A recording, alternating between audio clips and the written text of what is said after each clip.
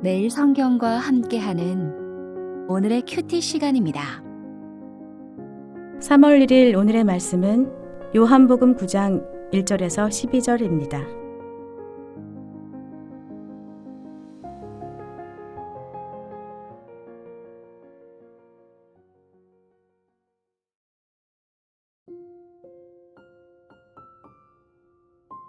예수께서 길을 가실 때에 날 때부터 맹인된 사람을 보신지라. 제자들이 물어 이르되 랍비여, 이 사람이 맹인으로 난 것이 누구의 죄로 인함이니이까? 자기니이까 그의 부모니이까? 예수께서 대답하시되 이 사람이나 그 부모의 죄로 인한 것이 아니라 그에게서 하나님이 하시는 일을 나타내고자 하심이라. 때가 아직 낮음에 나를 보내신 이의 일을 우리가 하여야 하리라. 밤이 오리니 그때는 아무도 일할 수 없느니라.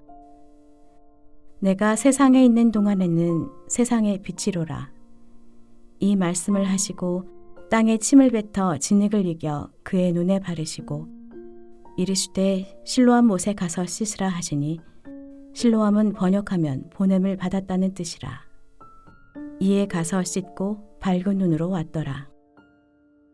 이웃 사람들과 전에 그가 거리는 것을 보았던 사람들이 이르되 이는 앉아서 구걸하던 자가 아니냐. 어떤 사람은 그 사람이라 하며 어떤 사람은 아니라 그와 비슷하다 하거늘 자기 말은 내가 그라하니 그들이 묻되 그러면 네 눈이 어떻게 떠졌느냐. 대답하되 예수라 하는 그 사람이 진흙을 이겨 내 눈에 바르고 나더러 실로암에 가서 씻으라 하기에 가서 씻었더니 보게 되었노라. 그들이 이르되 그가 어디 있느냐. 이르되 알지 못하노라 하니라. 오늘 함께 묵상할 말씀은 요한복음 9장 1절에서 12절까지 말씀입니다. 오늘날 우리는 어느 시대보다 많은 것들을 보고 삽니다. 손안의 작은 화면부터 도시에 있는 많은 전광판까지 정보와 이미지의 홍수 속에 살고 있습니다. 하지만 역설적이게도 우리는 가장 중요한 것을 보지 못하는 영적 시각 장애의 시대를 살고 있습니다. 매일 아침 눈을 뜨지만 정작 내 삶이 어디로 흘러가는지, 내 옆에 앉아있는 가족의 마음속 깊은 슬픔이 무엇인지, 이 거대한 우주를 운행하시는 주님의 손길이 어디까지 닿아 있는지 우리는 자주 놓치고 삽니다. 보고 싶은 것만 보고 판단하고 싶은 대로 판단하며 살아가고 있습니다. 그런데 오늘 본문에서는 태어날 때부터 앞을 보지 못했던 한 사람과 그를 바라보는 세상의 시선, 그리고 그 시선을 완전히 바꾸시는 예수님과의 만남을 다룹니다. 이 말씀을 통해 우리 영혼의 눈에 덮인 비늘이 벗겨지고 진정한 빛을 마주하는 묵상의 시간이 되길 원합니다. 말씀을 보겠습니다. 1절에 길을 가던 예수님과 제자들의 눈에 남에서부터 맹인된 사람이 들어옵니다. 제자들은 이자가 누구의 죄로 말미암아 이런 결과를 가져왔는지 질문합니다. 이것은 당시 유대교 안에서 팽배했던 죄와 징벌의 관련성에 대한 사상을 단면적으로 보여줍니다. 유대인들은 병이나 고난, 불행, 죽음의 원인을 죄의 결과로 보았습니다. 하지만 예수님께서는 제자들에게 그가 남에서부터 맹인된 것은 그 누구의 죄 때문이 아니라 하나님께서 하신 일을 드러내시라는 것이라 대답합니다. 제자들의 질문 속에는 차가운 인과응보의 논리가 흐르고 있습니다. 고통당하는 자들을 향한 긍휼보다는 그 고통의 원인을 파헤쳐 누군가에게 책임을 전가하려는 인간의 본성이 드러납니다. 우리는 종종 타인의 아픔을 해석하려고 듭니다. 저 집은 저래서 안 되는 거야. 저 사람은 저런 죄를 분명히 지었을 거야. 라는 식의 판단은 고통당하는 자를 두 번 죽이는 칼날이 됩니다. 그러나 예수님은 달랐습니다. 날 때부터 맹인된 자에 대한 싸늘한 시선을 긍휼의 마음으로 한 영혼을 바라보는 하나님의 시선으로 바꿉니다. 그리고 무엇보다 하나님께서 하시는 일을 드러내시는 것이라 대답하는데 하나님이 하시는 일이 무엇인지에 대해서는 요한복음 6장 29절에 직접적으로 하나님께서 보내신 이를 믿는 것이라고 분명하게 말씀해 주셨습니다. 우리는 질병과 고난, 불행과 죽음이 죄의 결과라는 사상으로 도식화하거나 일반화해서는 안 됩니다. 과거뿐 아니라 현재도 많은 사람들이 인간 삶에 일어나고 있는 모든 불행의 원인을 인간의 죄로만 해석하려고 합니다. 하지만 우리는 하나님이 하시는 일을 모두 다 이해할 수 없습니다. 고통은 정죄의 대상이 아니라 하나님의 영광이 머물 자리가 될 수 있으며 기적이 시작될 출발점이 될 수 있다는 것을 잊지 말아야 합니다. 이어서 예수님은 4절에서 5절에 자신을 세상의 빛이라고 선포하십니다. 어둠은 빛이 없을 때 생기는 결핍의 상태입니다. 날 때부터 맹인이 처했던 어둠은 단순히 시각적인 부재를 넘어 세상의 편견과 소외라는 짙은 그림자였습니다. 그러나 예수님은 그 어둠으로 직접 들어가셔서 주님이 세상에 있는 동안에 세상의 빛이로다 라고 말씀하십니다. 이는 단지 시력을 회복시켜 주시겠다는 말씀을 넘어 한 인생의 어두운 운명 전체를 주님의 빛으로 덮으시겠다는 선언입니다. 이제 6절부터 예수님께서 본격적으로 맹인의 눈을 치유하십니다. 그런데 그 치유의 방식이 독특합니다. 땅에 침을 뱉어 진흙을 이겨 그 눈에 바르십니다. 그리고 말씀하십니다. 실로암 못으로 가서 씻어라.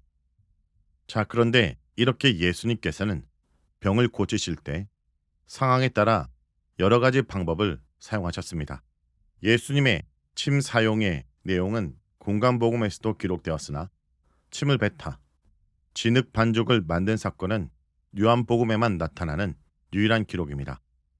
이것은 창세기 2장에서 인간의 창조에서 흙으로 사람을 지으신 것을 연상시키는 새 창조의 상징적 행위입니다. 그리고 이어지는 실로암으로 가서 씻으라는 명령은 그에게 주신 시험이자 그가 거쳐야 될 과정입니다. 실로암은 보냄을 받았다는 뜻입니다. 요한복음에서 보냄받은 자는 곧 예수 그리스도 자신을 상징합니다.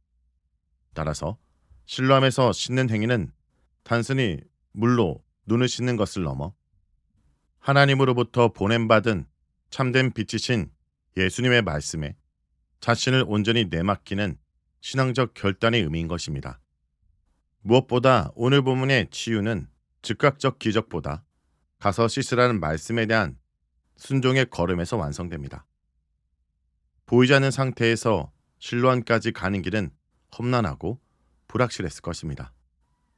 하나님은 때론 우리에게 진흙을 바른 것 같은 이해되지 않는 방식과 실로암까지 걸어가는 수고로운 과정을 요구하십니다.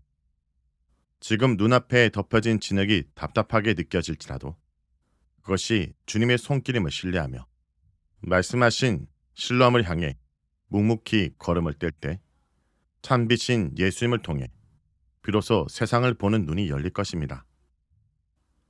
이렇게 주님의 말씀에 순종하여 실로암에서 씻고 돌아온 맹인은 이제 눈을 뜨고 밝은 눈으로 돌아옵니다. 그러자 그의 이웃들과 사람들은 당혹감에 휩싸입니다.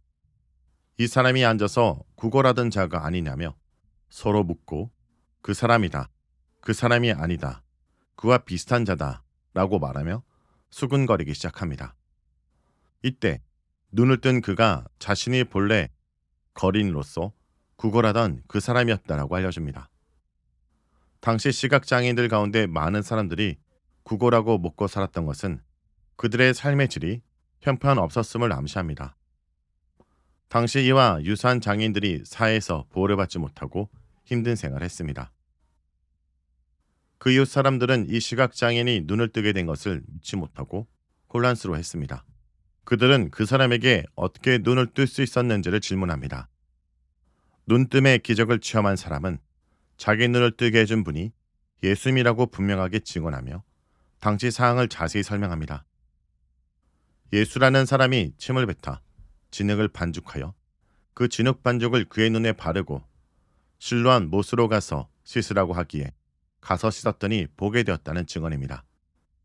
특별히 본문에서 사람들이 그 사람이 맞냐라고 질문할 때 맹인이 내가 그다 라고 고백하는 것은 요한복음에서 예수님께서 자신의 신성을 드러내실 때 사용하셨던 표현과 괴를 같이 합니다. 이는 예수님을 만난 자가 그분의 성품과 운명에 참여하게 되었음을 암시합니다.